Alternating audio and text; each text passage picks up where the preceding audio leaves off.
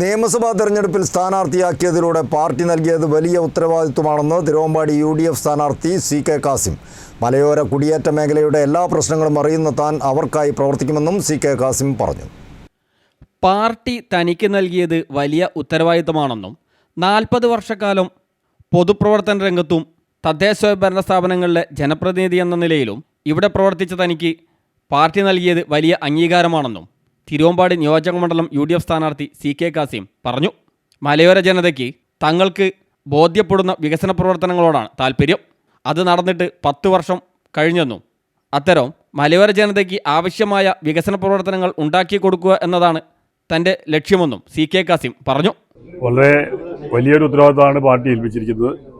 കഴിഞ്ഞ 4 ദശകക്കാലം ഈ മലയോര കുടിയേറ്റ മേഖലയിൽ പൊതുപ്രവർത്തന രംഗത്തും അതോടൊപ്പം തന്നെ തദ്ദേശ സ്വയംഭരണ സ്ഥാപനങ്ങളിലെ ജനപ്രതിനിധി എന്നുള്ള നിലക്കും പ്രവർത്തിച്ച് സംഘടനയുടെ നിയോജകമണ്ഡലത്തിലെ നേതൃസ്ഥാനത്ത് നിൽക്കുന്ന എനിക്ക് പാർട്ടി തന്ന ഒരു വലിയ അംഗീകാരമായിട്ട് ഞാൻ കാണുകയാണ്.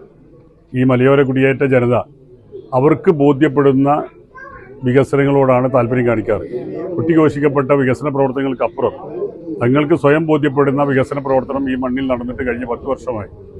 ആ ബോധ്യം അവർക്ക് ഉണ്ടാക്കി കൊടുക്കുക എന്നുള്ളത് തന്നെയാണ് എൻ്റെ ഈ തെരഞ്ഞെടുപ്പിൻ്റെ ലക്ഷ്യം. മലയോര കുടിയേറ്റ ജനതയുടെ എല്ലാ പ്രശ്നങ്ങളും തനിക്ക് നേരിട്ടറിയാം. അത് പരിഹരിക്കാനായിരിക്കും തൻ്റെ ശ്രമം. എതിർ സ്ഥാനാർത്ഥിയുമായി നല്ല ബന്ധമാണ് തനിക്കുള്ളതെന്നും CK കാസിം പറഞ്ഞു.